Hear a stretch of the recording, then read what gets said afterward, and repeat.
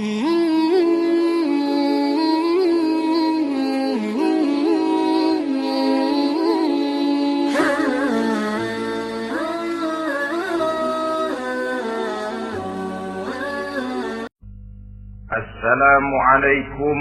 warahmatullahi wabarakatuh.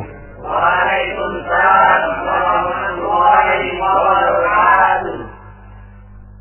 Alhamdulillah wassalatu wassalamu ala sayyidina Rasulillah sayyidina wa maulana Muhammad ibn Abdullah wa ala alihi wa sahbihi wa mawalah.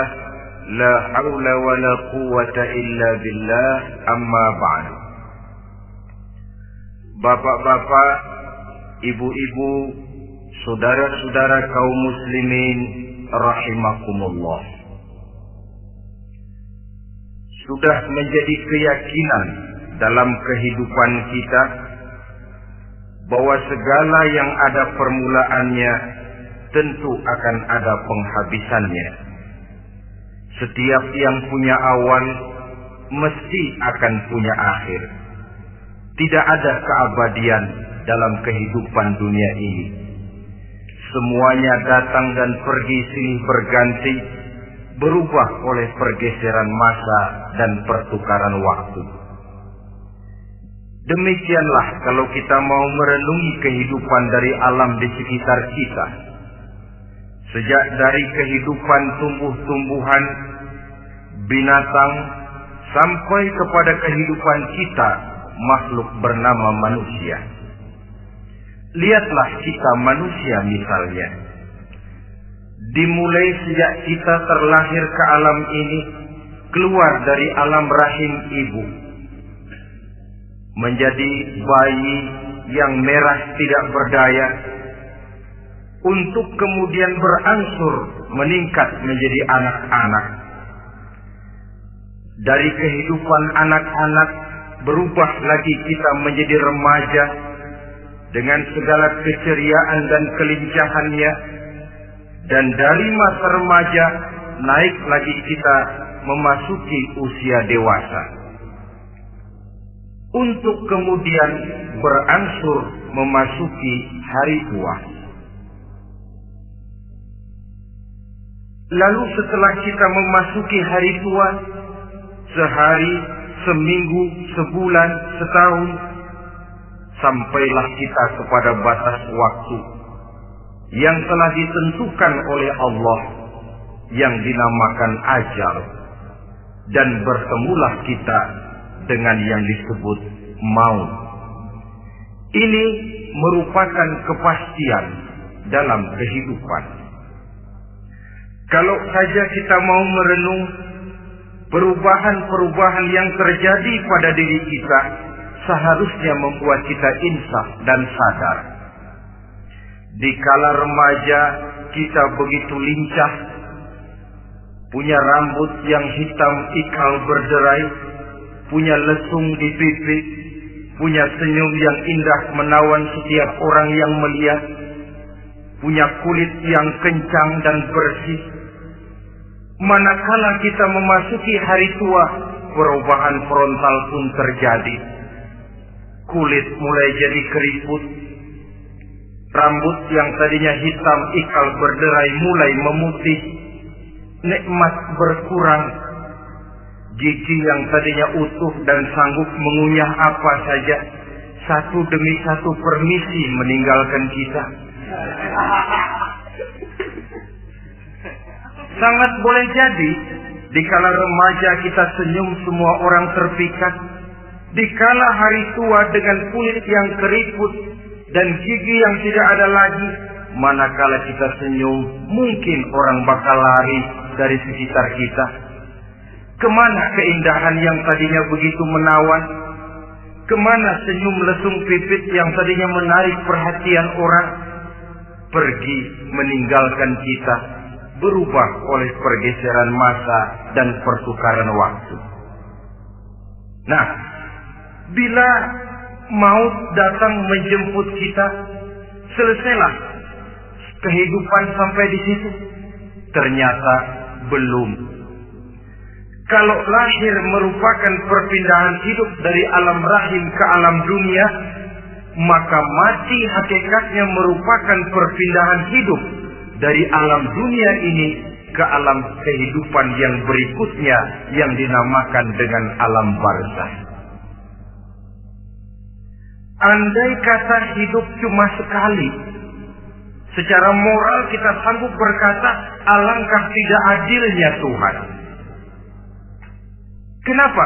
Dalam kehidupan ini kan aneka ragam terjadi. Ada orang yang zalim, ada orang yang dizalimi. Ada orang yang membunuh, ada orang yang terbunuh. Ada orang yang kaya, ada orang yang miskin. Ada orang yang jujur, ada orang yang menghalalkan segala cara. Sehingga banyak ketidakadilan yang terlepas daripada pengadilan dunia. Lalu orang pun bilang, di dunia ini katanya banyak pengadilan tapi sulit keadilan. Di dunia ini mudah mencari pengadilan tapi sulit untuk mencari ketidakadilan. Andai kata hidup cuma sekali, tidak akan ada hidup sesudah hidup yang sekarang ini. Bagaimanakah nasib mereka yang lepas dari pengadilan dunia ini? Alangkah tidak adilnya Allah, andai kata tidak ada kehidupan sesudah hidup yang sekarang. Tentulah akan terjadi di mana orang menghalalkan segala macam cara untuk mencapai tujuan. Yang penting kan saya kaya, yang penting kan saya punya jabatan dan kedudukan tinggi. Kalau perlu jilat atas. Kalau perlu sikut kiri kanan. Kalau perlu injak bawah, injak yang bawah. Ini prinsip daripada orang-orang komunis. Dan pantas karena mereka tidak percaya kepada kiamat. Pantas karena mereka tidak percaya akan adanya kehidupan sesudah hidup yang sekarang ini. Maka saya menghimbau kepada seluruhnya, kita sudah kadung menyepakati negara ini berdasarkan Pancasila. Kita sudah kadung konsensus bahwa PKI dengan seluruh ajarannya tidak punya hak hidup di bumi Pancasila yang kita cintai. Maka salah satu ajaran PKI tujuan menghalalkan cara. Kita orang Indonesia yang berbudi pekerti luhur, yang punya nilai budaya tinggi, janganlah sampai mencaci PKI, membubarkan PKI, mengutuhkan PKI, tapi dalam kehidupan sehari-hari prakteknya prinsip komunis kita pakai. Apa itu? Tujuan menghalalkan cara. Asal sudah tujuan tercapai, cara apapun saja halal. Itu pandangan hidup orang yang tidak percaya kepada adanya hari akhirat. Sebagai muslim yang yakin akhirat ada, kiamat pasti akan datang. Hidup tidak cuma sekali. Maka kalau kita zalim, kalau kita berbuat aniaya, kalau kita melakukan korupsi, kalau kita merugikan orang lain, boleh jadi kita terlepas daripada pengadilan dunia. Tapi ingatlah, kita tidak akan pernah lepas dari pengadilan Allah. Pengadilan Qadhi Rabbul Jalil, di mana kita akan diadili dengan seadil-adilnya.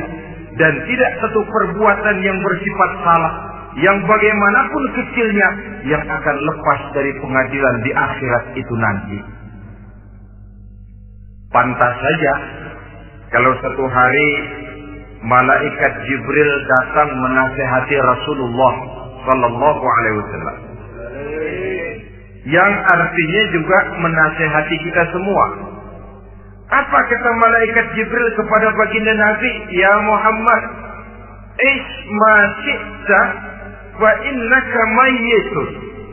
Hai Muhammad, hiduplah semau kamu, tapi jangan lupa kamu pasti akan mati. Kalau memang dilarang tidak terlarang, dicegah tidak tercegah, kamu mau melaksanakan hidup menurut maumu sendiri, persilahkan. hiduplah menurut mau dan gayamu. Tapi jangan lupa, fa innaka mayyitun, satu saat kau pasti bakal mati. Dan mati itu bukan akhir dari segalanya. Dia babak baru bagi kehidupan selanjutnya. Silakan hidup menurut maumu, tapi jangan lupa kau pasti akan mati. Wa'man ma syi'ta fa innaka majziyun bih. Kerjakan apa saja yang kamu mau. Kalau kau mau menghalalkan segala macam cara, persilahkan halalkan segala macam cara. Tapi jangan lupa kau akan mendapat balasan dari seluruh amal perbuatanmu. Wa ahbib ma syi'ta fa innaka mufariquhu. Dan cintailah apa saja yang mau kau cintai. Kau cintai anak istrimu, silahkan. Kau cintai harta bendamu, tafadhal. Kau cintai tanah airmu, kau cintai pangkat dan jabatanmu, persilahkan. Tapi jangan lupa, wa innaka mufariquhu. Kau pasti akan berpisah dan akan meninggalkan segala yang kau cintai itu. Apa artinya ini buat kita? Ternyata sesudah maut datang menjemput kita, ada kehidupan sesudah hidup yang sekarang ini. Ini yang mendorong kita untuk dalam kehidupan di dunia ini tidak melakukan prinsip saenake dhewe, semaunya sendiri saja, asal perut kenyang, asal pangkat tinggi, asal harta dapat. Masa bodoh dengan merugikan orang lain, masa bodoh dengan menipu orang lain. Iku jenenge saenake dhewe. Muslim tidak diajarkan. Ingat manusia, setelah kau mati, setelah kiamat datang, kau akan dibangkitkan, kau akan dimintakan pertanggungan jawab tentang kehidupan yang sekarang ini. Saudara hadirin, oleh sebab itu kalau kita bicara soal kiamat, soal akhirat, ini memang masalah yang gaib, yang sepenuhnya tidak bisa dicernakan dengan kemampuan penalaran intelektual. Dasar di dalam membicarakan ini tidak lain adalah iman kita kepada Allah Subhanahu wa ta'ala. Bukan cuma zaman sekarang, dari zamannya Nabi. Orang itu kalau sudah bicara kiamat, bicara akhirat, ada yang ragu-ragu, ada yang menolak sama sekali. Bukan dari zaman sekarang, dari zaman dulu.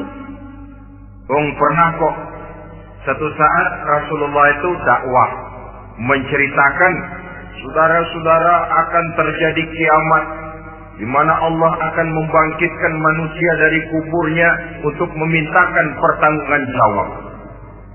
Ini dalam dakwahnya Nabi pidato macam itu. Apa reaksi orang? Yang beriman ya mantap, tapi yang tidak beriman, bajingan-bajingan Quraisy ini, mereka bertepuk tangan, mengejek, mencaci. Malahan ini yang luar biasa, ada dua orang kafir namanya Ubay bin Ka'ab dan Al-As bin Wa'il. Mendengar pidato macam ini, mereka buru-buru pulang ke rumah. Ngapain? Ngambil pacul. Lalu berangkat nyari kuburan tua. Dia gali itu kuburan. Tulang-tulangnya diangkut, dibawa ke depan Nabi. Ya Muhammad, tulang-tulang yang udah hancur begini, siapa yang bisa ngidupin lagi? Yang macam-macam aja kamu Muhammad. Enggak rasional, enggak masuk akal. Allah menjawab. Apa kata Allah? وَضَرَبَ لَنَا مَثَلًا وَنَسِيَ خَلْقَهُ قَالَ مَنْ يُحْيِي الْعِظَامَ وَهِيَ رَمِيمٌ قُلْ يُحْيِيهَا الَّذِي أَنْشَأَهَا أَوَّلَ مَرَّةٍ وَهُوَ بِكُلِّ خَلْقٍ عَلِيمٌ. Mereka memberikan perumpamaan kepada kami, kata Allah. Mereka melupakan asal kejadiannya. Mereka bertanya, siapa yang sanggup menghidupkan tulang belulang yang sudah hancur kayak begini? Qul yuhyiha alladhi ansaha awwala marrah. Katakan kepada mereka Muhammad, yang akan menghidupkannya adalah Dia yang telah menciptakannya pertama kali dulu. Kalau Dia sanggup menciptakan, Dia tentu lebih sanggup lagi untuk mengembalikan reproduksi ciptaan itu sebagaimana semula. Yang paling kasihan yang ragu-ragu, akhirat itu ada apa enggak sih? Kiamat itu ada apa enggak sih? Lantaran ragu-ragu, terombang-ambing dia antara harapan dan putus asa, antara kenyataan dan idealisme. Ada yang buta sama sekali 100% terhadap keadaan-keadaan sesudah mati. Perhatian mereka hanya tercurah kepada kehidupan sebelum mati. Yang mereka perhatikan siang dan malam tidak lebih daripada urusan perut. Pergi pagi, pulang sore, peras keringat, banting tulang. Cuma soal makan, soal minum, soal pakaian, soal kendaraan, soal rumah tangga, soal anak, soal istri. Yang mereka pentingkan hanya soal-soal politik misalnya, ekonomi, pembangunan dan industri. Untuk soal-soal kayak begitu, bias betul. Habis seluruh waktu untuk memikirkan, meningkatkan kebudayaan, politik, sosial, ekonomi. Kadang-kadang kurang tidur, kurang istirahat, berkeliaran ke sana kemari ke tempat yang jauh-jauh. Sampai kadang-kadang terkena stres, penyakit darah tinggi, ginjal, lever, untuk memikirkan hal-hal yang semata-mata karena dunia saja. Lantas boleh jadi mereka mendapatkan kekayaan yang berlimpah ruah, mendapatkan kedudukan yang tinggi, nama yang semerbak, dikenal orang di barat dan di timur, di utara dan di selatan. Tetapi alangkah kecewanya mereka jikalau datang ajal menjemput nyawa, mati mereka, meninggalkan harta yang banyak, nama yang masyhur. Mereka disebut dengan jasa-jasanya. Radio memberitakan, TV menyiarkan, koran-koran memuat. Bahkan nama mereka kadang-kadang dikenang 2-3 tahun setelah wafatnya. Tetapi dalam pada itu, roh mereka merintih, mengeluh, menderita, karena dilemparkan oleh Allah ke tempat-tempat yang kotor.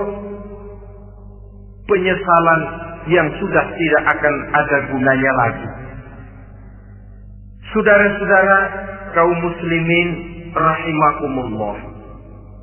Oleh karena itu, kehidupan akhirat bukanlah dongeng dan takhayul, bukan khurafat dan khayalan.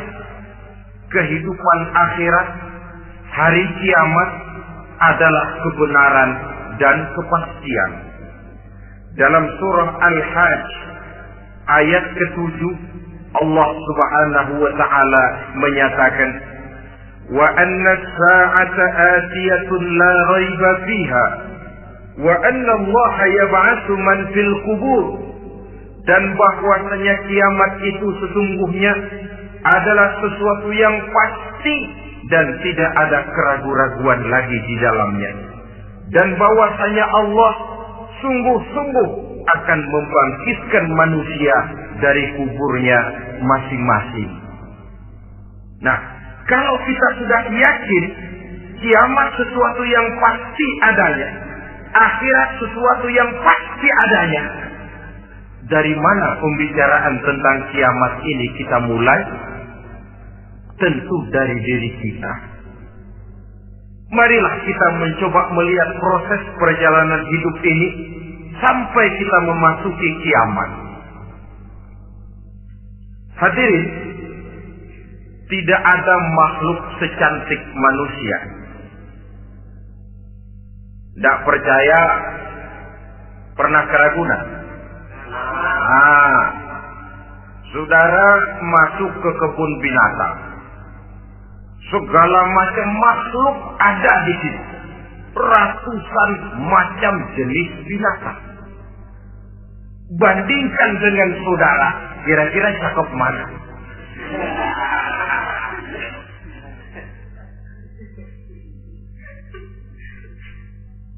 Dari seluruh makhluk yang diciptakan Allah itu, manusia fi ahsani taqwim, dalam bentuk yang paling sempurna, sejak susunan biologis sampai kemampuan berpikir. Biologis kita, ya Allah, diciptakan kita begini rupa. Diberikan 2 kaki untuk berjalan, 2 tangan untuk bekerja. Diberikan 2 mata, dua-duanya di depan. Pernah saudara mikir kalau mata kita yang satu di depan, yang satu di belakang? Rasanya nggak laku kacamata.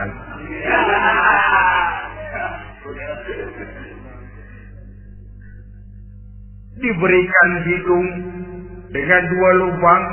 Tahu betul Allah ke bawah lagi lubangnya.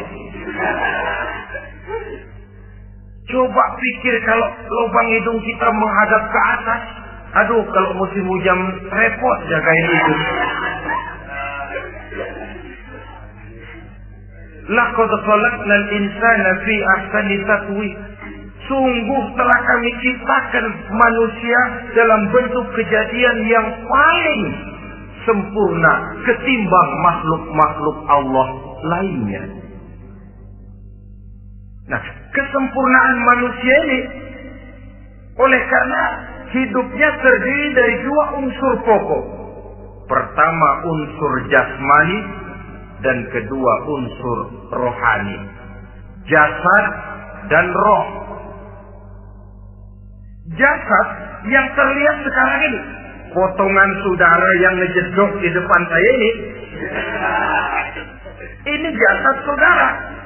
Ini yang berasal dari saripati makanan yang dimakan oleh bapak ibu kita.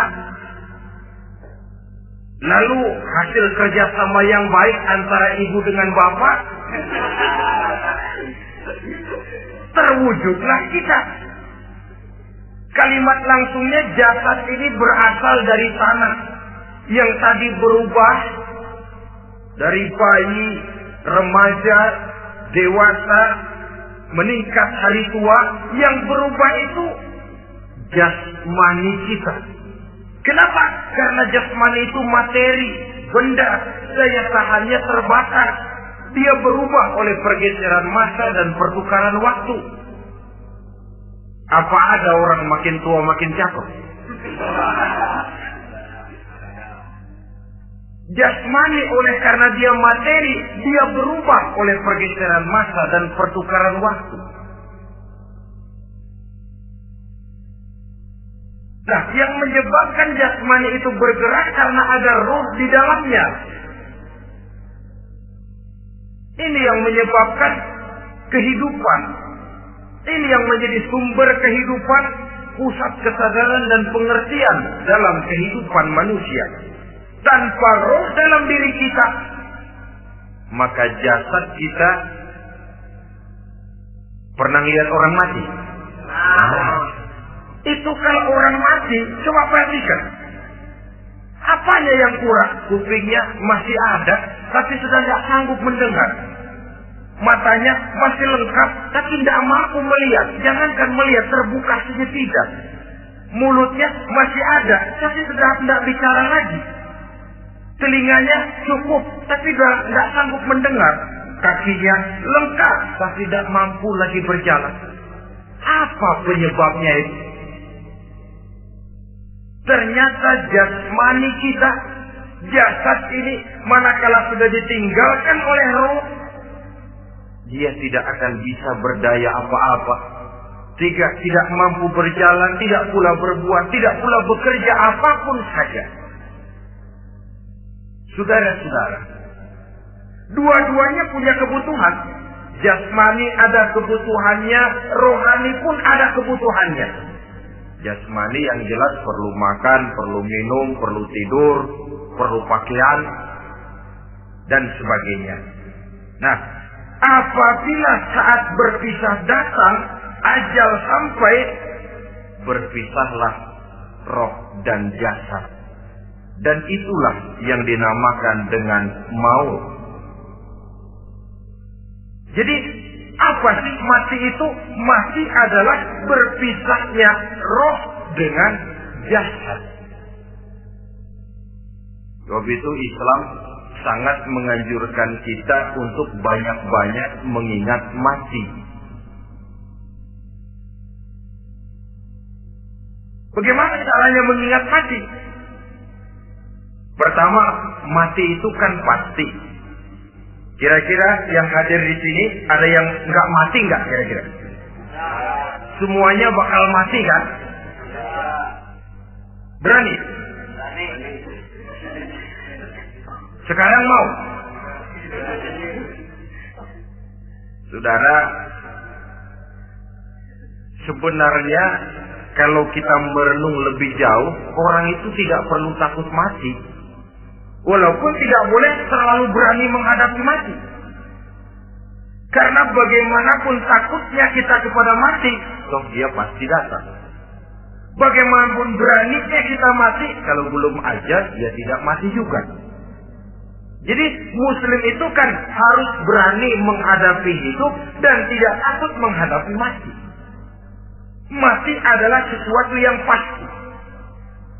Muslim dianjurkan banyak-banyak mengingat mati dalam kehidupan. Caranya bagaimana? Pertama, berziarah nengokin teman yang sakit. Ya? Suka nengokin teman yang sakit enggak? Oh, itu pahalanya kata Nabi.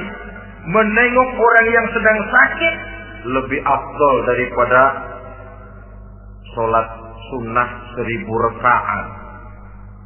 Apa pernah saudara sembahyang sunnah sampai 1000 rakaat? Nengokin orang sakit pahalanya lebih afdal daripada itu.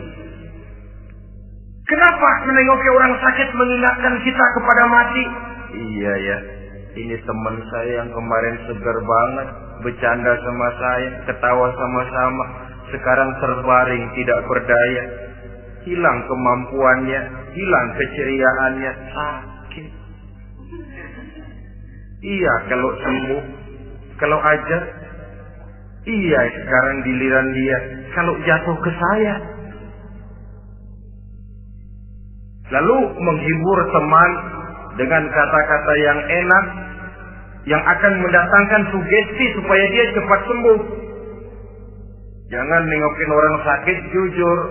Sakit apa lu? Perut. Emang teman gua kemarin sakit begini mati. Wah, itu orang bisa jadi shock. Lantaran etika kita tidak akan sampai ke sana. Menjenguk orang sakit akan mengingatkan kita kepada mati. Apalagi ziarah kubur. Ada yang orang tuanya sudah meninggal? Nah, kalau ada, ya tidak bisa tiap hari, sekurang-kurangnya seminggu sekali. Jumat pagi misalnya, ziarah kita ke kubur. Sehingga kalau kita masuk kubur kan ada etikanya. Assalamualaikum ya ahlal kubur wa inna insyaallahu bikum lahiqun.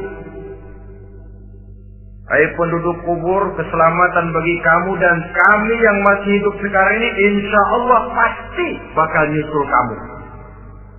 Iya, yang kemarin gagah benar sekarang terbaring tanpa daya. Ini unggukan kuburannya. Yang kemarin ada sekarang sudah tidak ada. Kemana dia? Kami satu saat pasti akan begini. Ingat mati. Lalu apalagi yang bisa membuat kita ingat kepada mati? Mengawal jenazah. Bukankah sangat dianjurkan oleh agama? Bahkan kalau bisa sejak mengurusnya, memandikannya, mengkafankannya, menyolatkannya untuk kemudian mengantarnya ke kubur. Hari ini saya antar dia ke kubur, besok boleh jadi saya yang diantar orang. Hari ini saya solatkan dia, besok boleh jadi saya yang disolatkan orang. Hari ini saya masukkan dia ke liang lahat, besok mungkin giliran saya dimasukkan orang ke liang lahat. Ingat mati, tumbuh kesadaran. Lalu daya positifnya dalam kehidupan apa? Nah, saudara-saudara hadirin, orang yang mengingat mati bukan lantas menjadi lemah dalam kehidupan, menjadi putus asa, sedikit semangat, terbentur kesulitan, mudah frustasi. Bukan itu tujuannya kita diperintah mengingat mati. Jelasnya, Islam menganjurkan kita untuk mengingat mati guna maksud-maksud yang positif. Supaya orang lalu sadar, hidup ini cuma sebentar. Maka mumpung hidup, nah ini mumpung. Tapi mumpung yang baik. Mumpung hidup, maka hidup yang singkat ini harus saya pergunakan dengan sebaik-baiknya. Melakukan kebajikan yang sebanyak-banyaknya. Menjauhkan rasa malas. Menunggu keajaiban yang datang dari langit. Berleha-leha, bermain-main. Sementara maut kalau dia datang tidak pernah main-main. Pantas kalau seorang penyair bernama Syauqi memesankan tazawwad bitaqwa fa innaka la tadri idza anna al-lailu hal ta'ishu ila al-fajr kam min sahihin mata min ghairi illatin wa kam min 'alilin 'asha hinan min ad-dahri. Persiapkan dirimu dengan takwa, sebab kamu tidak tahu apabila malam datang kamu masih bisa hidup apa enggak besok pagi. Apa ada jaminan saudara yang kumpul di depan saya malam ini besok masih bisa hidup? Tidak. Ada jaminan? Tidak ada sama sekali. Kam min sahihin mata min ghairi illatin. Berapa banyak orang sehat mati enggak pakai sakit lagi. Sebabnya kadang-kadang ringan saja. Ada yang cuma jatuh di kamar mandi, mati. Ada yang cuma ketiban pensil. Iya, kalau ketiban pensil 3 peti masa nggak mati. Ta'addadatil asbab wal maut wahid. Sebabnya boleh jadi macam-macam, tapi mati satu juga, yaitu mati. Dia seperti kelapa yang terlalu tua jatuh ke bawah, yang kembang baru keluar pun jatuh ke bawah. Itulah mati. Dia datang menjemput yang bayi, dia datang mengambil yang anak-anak, dia datang juga kepada yang remaja, kepada yang dewasa, kepada yang tua sekalipun. Jangan yang remaja lalu berpikir, gua rasanya masih jauh banget mau mati. Ini sesuatu yang pasti yang kita tidak pernah diberitahu kapannya. Kalau dikasih tahu kapannya kan kita bisa, umpama malaikat maut datang ke rumah saya, saudara Zainuddin kau mati 80 tahun lagi. Wah, saya kan berhitung, masih lama, poya-poya aja dulu Tapi ini tidak pernah diberitahu kepada kita. Lantaran tidak diberitahu itulah kita perlu bersiap-siap dengan selalu mengingat-ingat mati yang mendorong kita untuk berbuat positif. Satu contoh peringatan mati yang mendatangkan positif pada peristiwa ketika turun perintah hijrah. Ketika di Mekah sudah terpepet turun perintah hijrah. Ini sahabat yang berangkat hijrah, jangan dikira semua bulat hati. Ada yang mikir, kalau saya hijrah berangkat dari Mekah ke Madinah, nanti di tengah jalan dicegat oleh kafir Quraisy, lalu dibunuh, mati saya. Takut mati. Allah peringatkan, kullu nafsin za'iqatul maut. Kamu disuruh hijrah saja takut mati, padahal kamu tahu semua yang hidup bakalan mati. Diam saja di Mekah mati, hijrah ke Madinah pun akan mati. Mendengar ayat ini, Sayyidina Umar bin Khattab seperti dibakar semangatnya. Kalau sebagian sahabat hijrah sembunyi-sembunyi, beliau mau hijrah itu malah bajingan Quraisy dikumpulkan ke Ka'bah. Pidato, ya masyarakat Quraisy, dedengkot Quraisy, dengerin. Besok pagi yang namanya Umar bin Khattab mau hijrah dari Mekah ke Madinah. Siapa yang kepengen kepalanya berpisah dengan badannya, persilahkan cegat Umar di jalanan. Besok dengan tenang dia berangkat hijrah, gak ada yang berani nyegat. Tuh Quraisy juga barangkali mikir, gua ngapain nyegat penyakit. Begitu ingat mati, timbul semangat juang, timbul semangat berbuat. Ini ingat mati yang positif, bukan yang melemahkan semangat. Dah jangan kerja rajin-rajin dah, lu bakalan mati. Ini ingat mati yang salah paham. Ingat mati seharusnya mendorong manusia untuk berbuat lebih tekun. Allah memberikan peringatan, Qul innal mauta allazi tafiruna minhu fa innahu mulaqikum. Katakan, maut yang kamu akan melarikan diri daripadanya, yang kamu takuti benar dia pasti akan datang menjemput kamu. Saudara-saudara hadirin yang saya hormati, datangnya memang tidak kita harapkan yang namanya maut. Tapi sekali dia datang, tidak ada pintu tempat kita lari.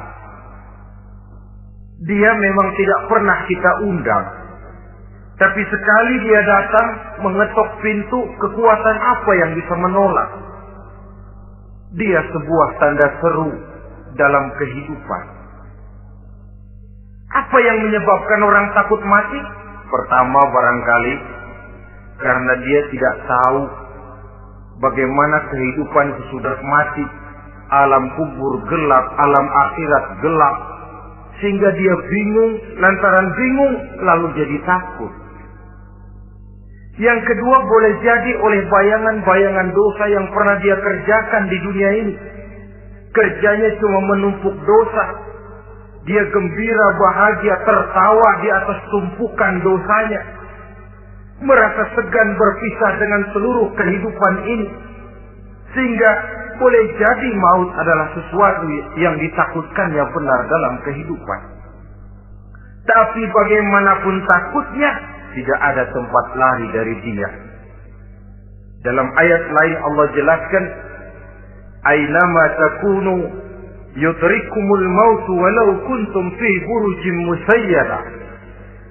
Di mana saja kamu berada, dalam benteng yang paling tangguh sekalipun, maut pasti akan datang menjemput kamu.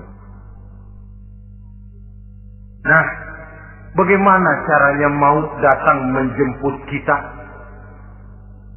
Bila datang dia, sang malaikat pencabut nyawa, malaikat Israel namanya,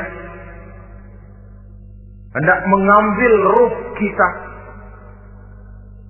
Dalam suasana macam begitu, di akhir kehidupan dunia, dalam berhadapan dengan sakaratul maut, terbagilah manusia dalam dua bagian besar.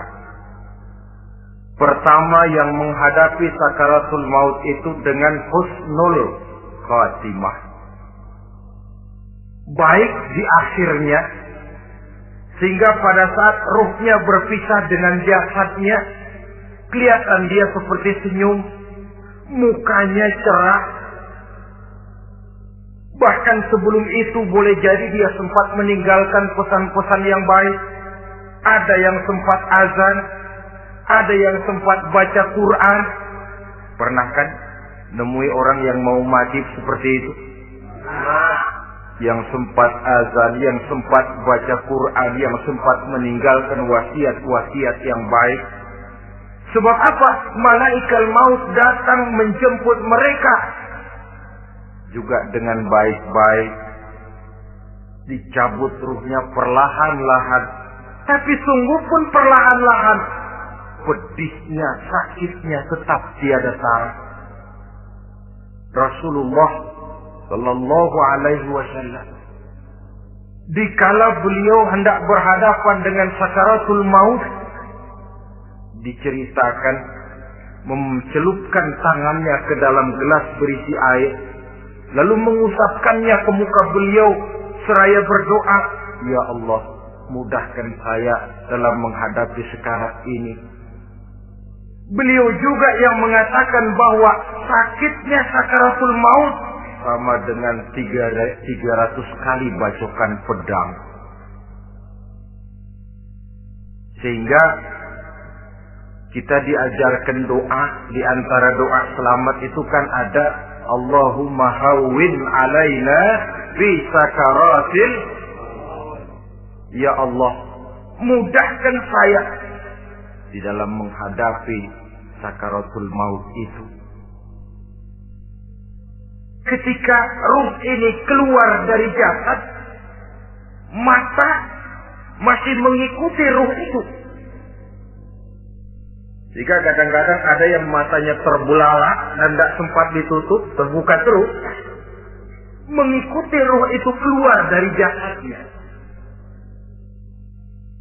Adapun golongan kedua, manusia yang ketika berhadapan dengan sakaratul maut mendapatkan su'ul khatimah, jelek di penghabisannya.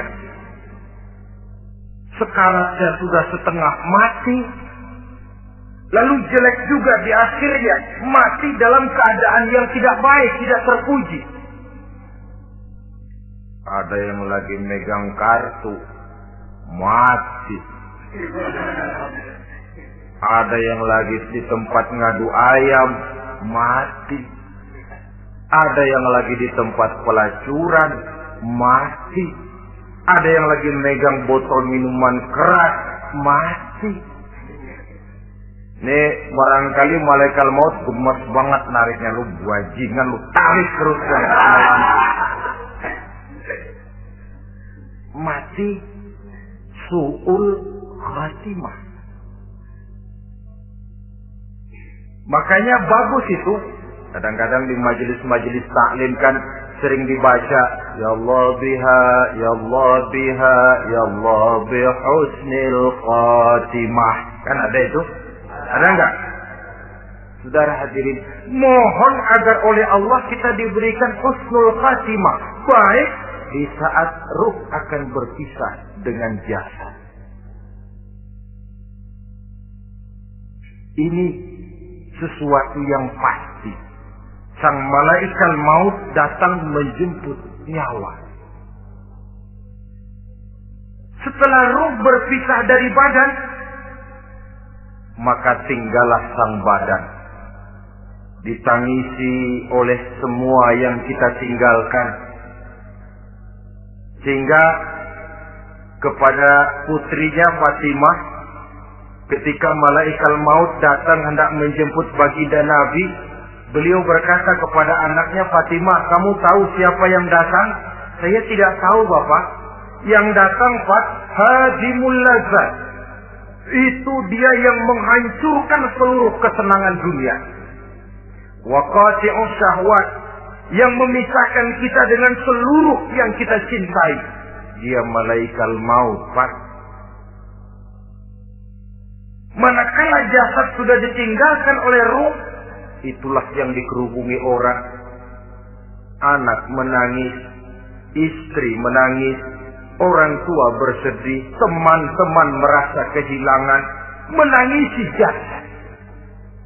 Diuruslah jasad kita, dimandikan sebagaimana mestinya, dikafankan dengan kain putih 3 lembar. Itu yang hendak kita bawa kembali ke tempat asal kita. Pakaian sutra, jas yang mereknya Switzerland wool, kain yang Samarinda, sepatu yang Belly atau Beltoni, jam tangan yang Rolex, kendaraan yang serba mewah. Tidak ada yang menyertai kita. Kain putih 3 lembar itu saja lagi.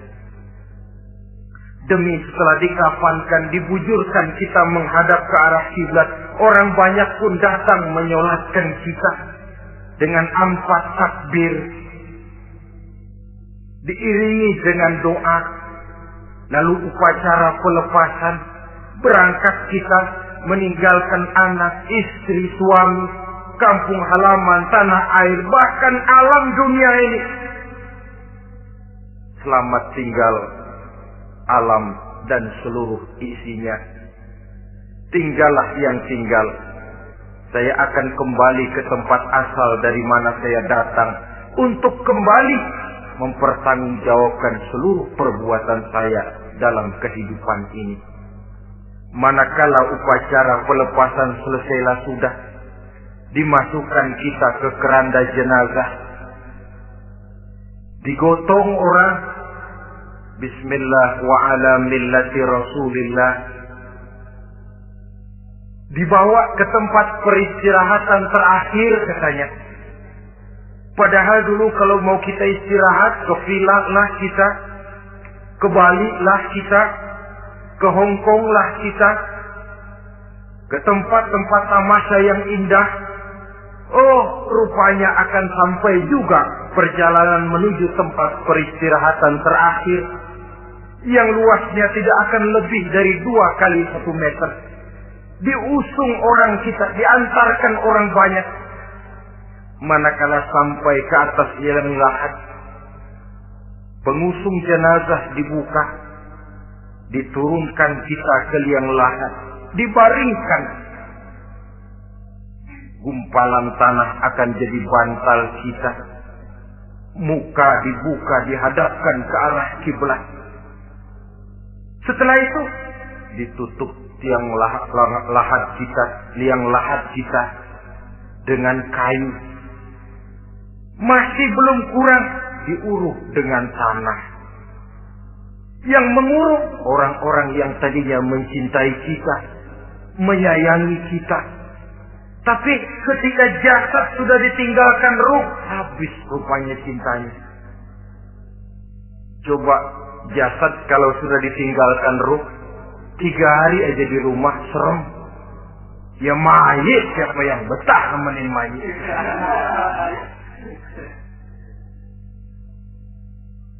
Lalu bila upacara pemakaman selesai, maka berusahalah semuanya. Para pengantar akan kembali ke rumahnya masing-masing. Maka masuk kita ke alam kehidupan, yaitu yang disebut alam barzakh atau alam kubur. Apa selesai hidup sampai di situ? Tidak. Hanya beberapa langkah setelah yang mengantar kita pulang, diriwayatkan dalam hadis Bukhari dan Muslim, bila seseorang sudah diletakkan di kuburnya, lalu yang mengantar kembali pulang, maka roh si mayit akan dapat mendengar bunyi terompah orang yang pulang itu. Bunyi terompahnya terdengar. Datang 2 malaikat menanyakan dia dengan pertanyaan-pertanyaan yang kalau bisa dijawab dengan betul. Dua malaikat yang bernama Munkar Nakir akan bilang, jawabanmu betul. Tenanglah kau di sini, naumatal arus. Tidurlah kau di sini seperti tidurnya pengantin. Orang yang baik-baik di alam kuburnya akan mendapat nikmat kubur. Sehingga masa penantian yang lama, jangan lupa, kita masuk ke kubur itu kan menunggu sampai datangnya hari kiamat. Jadi kalau kiamat umpama masih 1000 tahun lagi, ya 1000 tahun kita menunggu. Orang yang baik-baik, penantian di alam kubur, kata malaikat, naumatal arus, tidurlah kamu seperti tidurnya pengantin. Bagaimana sih tidurnya pengantin? Enggak berasa. Iya, kata anak sekarang, endah aja. Begitu mendusin pagi, kata lakinya, malam sebentar bener ya Neng. Sebentar betul katanya malam. Ya tentu saja tidak terasa. Kenapa? Dia tidak pernah memikirkan waktu. Terbawa oleh kenikmatan dan kelezatan yang dirasakannya dalam kehidupan. Tapi orang kafir, orang yang dosanya bertumpuk, tidak sanggup menjawab pertanyaan dua orang malaikat, maka dia akan mendapat azab di alam kuburnya terus menerus siang dan malam sampai datangnya hari kiamat. Ibarat maling ayam ketangkep, belum masuk pengadilan udah dikebukin duluan. Kan begitu kan? Ada maling ayam nggak di sini? Nah, itu yang nyaut tadi pengalaman itu. Di sidang belum divonis, belum digebukin babak belur. Saudara hadirin, maka alam kubur bisa merupakan raudhatun min riyadil jannah. Taman di antara taman-taman surga pun juga bisa merupakan hufratun min hufarin niran, menjadi liang daripada neraka. Ada lagi riwayat yang dari Imam Muslim yang diperoleh dari Zaid bin Sabit. Zaid bin Sabit cerita, satu hari kami bersama Rasulullah sallallahu alaihi wasallam berada dalam kebun kepunyaan Bani Najjar. Rasulullah sedang duduk di atas keledai. Tiba-tiba entah bagaimana itu keledai terkejut, kaget, berontak, hampir Rasulullah jatuh. Rasulullah kemudian bertanya, rupanya di kebun itu ada kuburan tua, 5 atau 4 kuburan. Rasulullah lalu bertanya, saudara-saudara ada yang tahu nggak ini kuburan siapa? Nggak ada ya Rasulullah. Memang kenapa? Ini penghuni kuburnya lagi disiksa oleh Allah. Andai kata boleh saya mohon kepada Allah supaya kamu dengar seperti yang saya dengar, andai kata saja kamu kuat mendengarnya, saya pasti akan berdoa. Tapi sayang, saya yakin kamu pasti tidak akan kuat mendengar mereka mendapat azab di kuburnya. Hadis sahih riwayat Imam Muslim dari Zaid bin Sabit. Kehidupan di alam barzakh. Pak, iya kalau yang matinya dikuburin. Lah kalau yang matinya diceburin ke laut, dibakar, di medan perang hilang gak ketahuan kemana jenazahnya. Saudara, hilang kek, dikubur kek, di dalam lautan, direndam kek, itu kan cuma logika kita.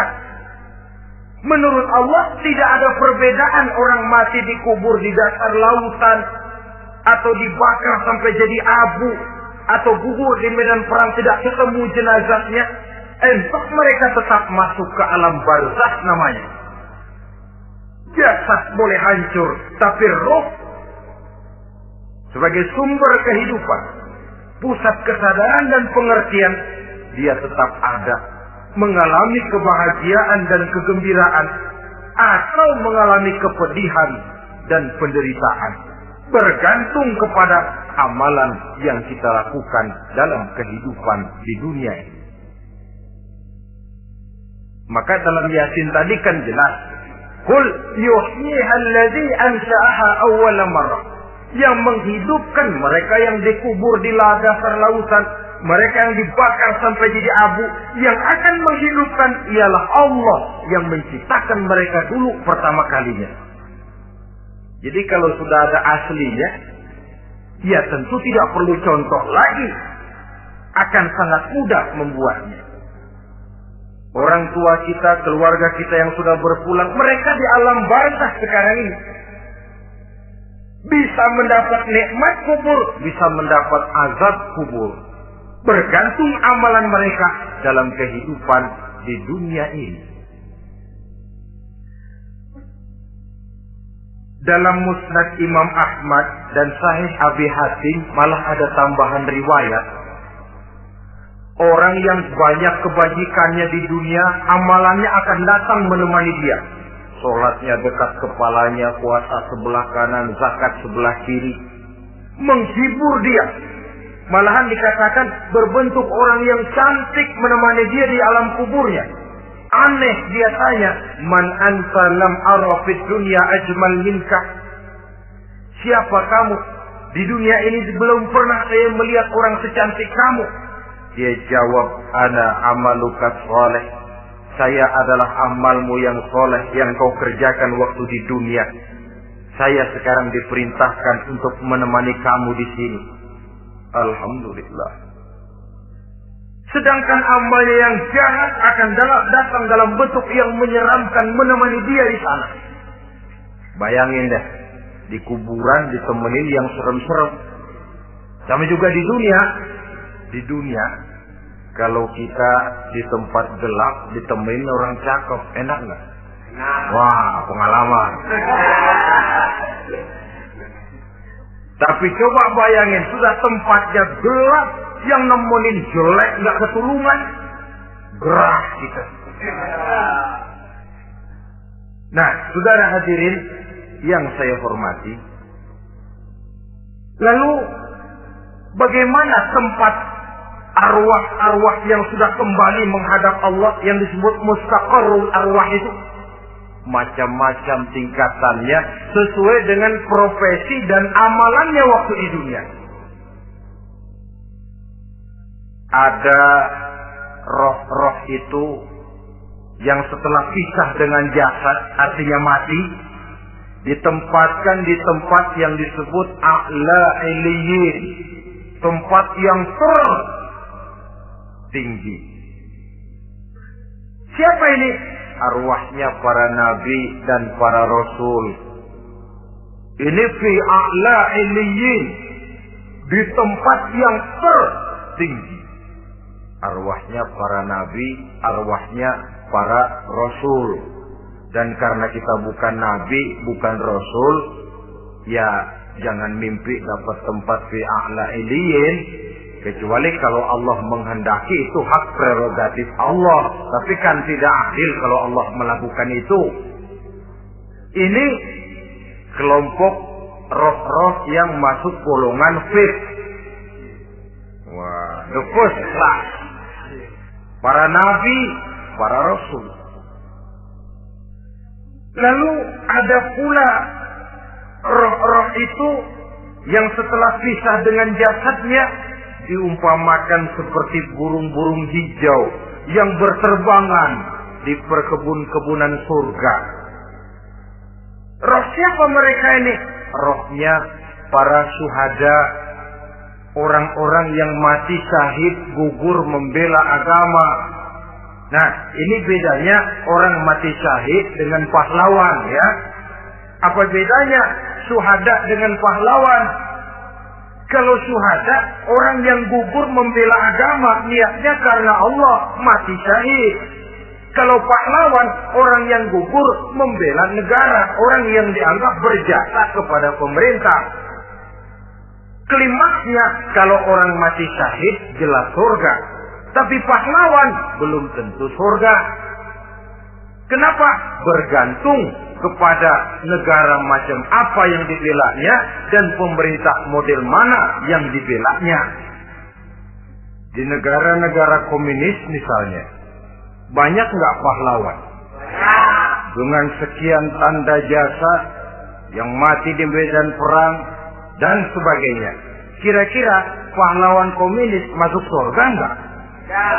Ya, kalau pahlawan komunis masuk surga, kita nggak kebagian kapling di surga barangkali. Inilah bedanya pahlawan dengan orang mati syahid.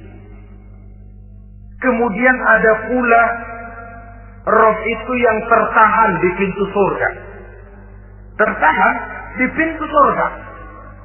Ini seperti tadi, orang yang mati syahid, tapi masih ada kaitan di dunia.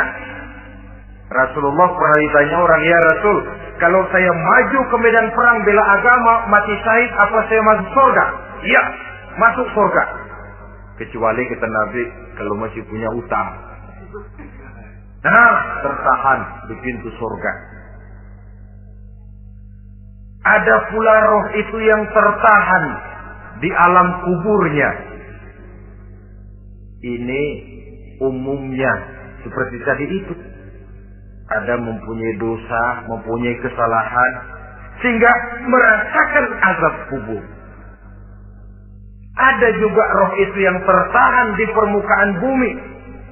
Mereka yang dalam hidup selalu menumpuk dosa-dosa yang besar, meninggal sebelum keburu untuk bertaubat. Saudara hadirin yang saya hormati, inilah yang kita khawatirkan.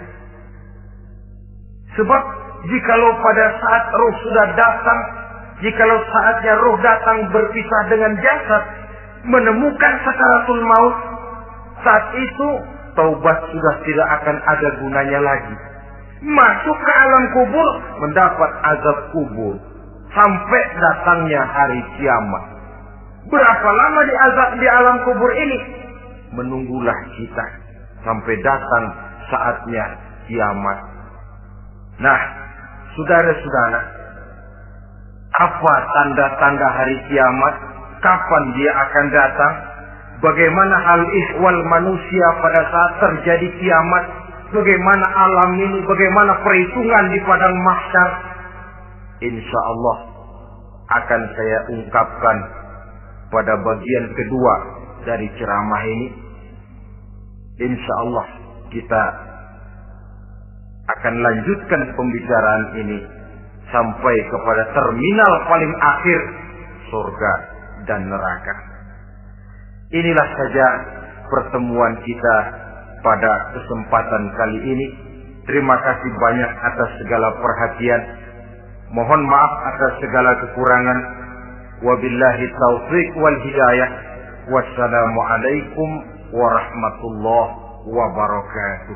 Waalaikumsalam warahmatullahi wabarakatuh. Mm-hmm.